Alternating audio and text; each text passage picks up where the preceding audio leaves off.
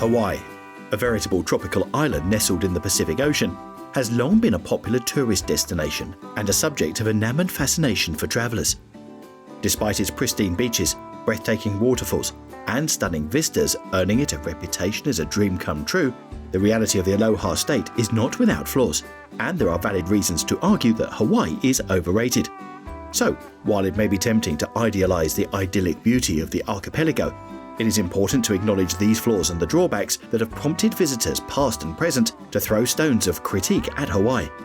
But fundamentally, the question is not whether the island state is overrated, but rather whether the radical symptom it is now facing, chronic over-tourism, could lead to it being deemed as such in the future, and more importantly suffer irreparable damage to its environment and ecosystem.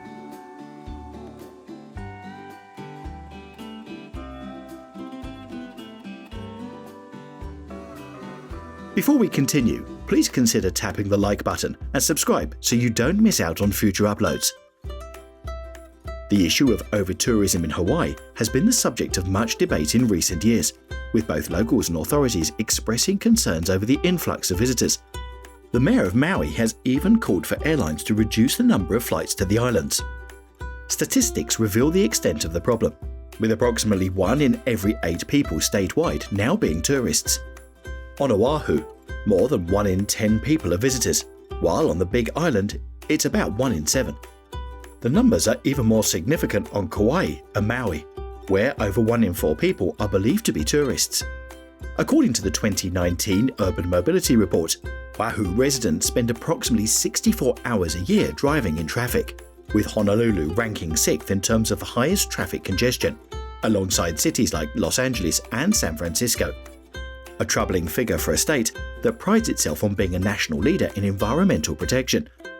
The impact of mass tourism on the quality of life for native Hawaiians is even more significant. According to the Hawaii State Department of Business, Economic Development and Tourism, the average daily rate for a hotel room in the state was $272 in 2019, compared to the US national average of $131. Making it all but impossible for locals to find affordable housing, owing to strong demand from tourists. The high cost of living has also seen the cost of basic goods like food and energy increase by over 30% compared to the mainland.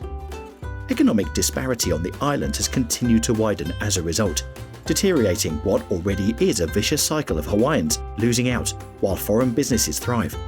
For many locals, their employment options are limited to working in construction to build resorts, the military, or at major hotel corporations.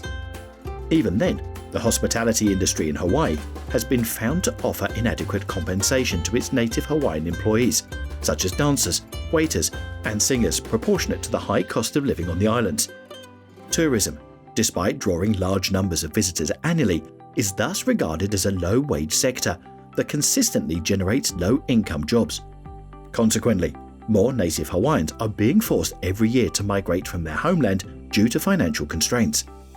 With the average single-family home price on Oahu now at $795,000, which is simply unaffordable for most locals, this migration trend to cheaper destinations on the mainland is only set to grow, and Hawaiians that remain on the islands will increasingly find themselves either homeless or displaced in their own land. While there have been calls to increase the costs for visiting tourists, to tackle this issue, this approach does not necessarily benefit Hawaiians. Instead, major tourist corporations, such as hotels and resorts, stand to benefit the most. It is not just native Hawaiians suffering from over-tourism on the island state, but the environment as well. And the effect is clear to see, with authorities now being forced to limit freshwater supply usage in some places following the depletion of local water sources, as well as a notable upsurge in wastes, air pollution, and litters. Because of its isolation, Hawaii possesses a delicate ecology in which most wildlife lack resistance to outside elements, as evidenced by research from Western Michigan University, which found that Hawaii has only 0.2% of the nation's land, but 72.1% of its extinctions and 27% of its rare and endangered species.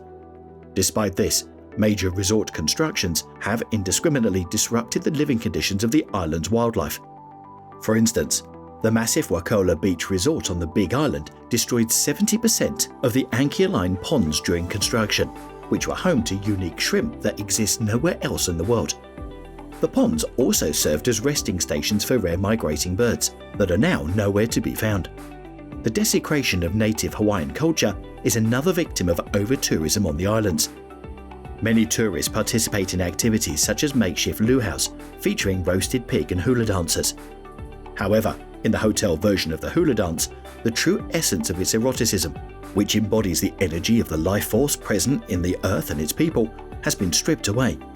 Instead, the athleticism and sexualization are amplified for entertainment and profit, rather than a genuine celebration of Hawaiian culture, humanity, and the divine nature of the land.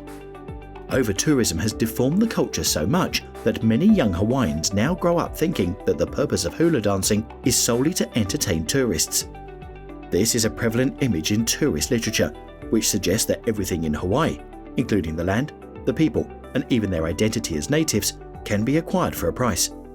The irony in all of this is that it is not the tourists per se that are doing the most damage. It is those in power of the industry who have not set boundaries on tourism, nor have they given back to the locals of Hawaii. Educating tourists to be respectful of the land and people may help to some extent, but it is by no means the panacea to this deep-rooted issue. Other popular tourist hotspots such as Spain and Iceland have implemented some solutions to their own over-tourism problem, which authorities in Hawaii could learn from. Taking those countries' approaches, Hawaii should consider implementing a tax on tour operators to make it more expensive for tourists to visit. But critically, just as Barcelona has done, taxes should be imposed on hotels, apartment shares, and cruise ships. There should be more legislative efforts to make visiting Hawaii more expensive, which would replace mass tourism with the higher spending and more respectful visitation. By implementing these solutions, Hawaii can tackle the issue of over-tourism and create a more sustainable tourism industry that respects and benefits the local communities and their culture. Hawaii is still a magical place, chock full of life-changing experiences, mind-altering perspectives, and sunsets to swoon over. But the island's chronic over-tourism has brought significant environmental and social damage, worsened the quality of life for locals, and caricatured the natives' cultural identity for the paradisiacal entertainment of tourists. From Hanauma Bay and the road to Hana to North Shore Kauai, the impact of over-tourism is present and growing. However, there is still hope for a new sustainable travel paradigm, with the aloha spirit at its core, that could benefit Hawaii's environment and ecosystem while preserving its unique culture and community.